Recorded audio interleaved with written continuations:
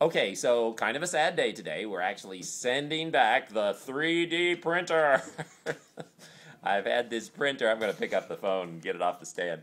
I've had this printer at my house for the last 3 months as I've been working on the Vaneworks stand. It is very cool. It's actually what I used to build this, and my son-in-law is coming, and the dogs-in-law are coming, and the grandbaby is coming, and we're going to pack this thing up. It's very cool. It's called the U-Print, a dimension printer, and it's got a bottom plate in here. I should have taken some video of it actually working, but I kind of forgot. This bottom plate moves up and down, and then it's got a unit in here that actually moves back and forth, and it sprays plastic in 1/100th of an inch.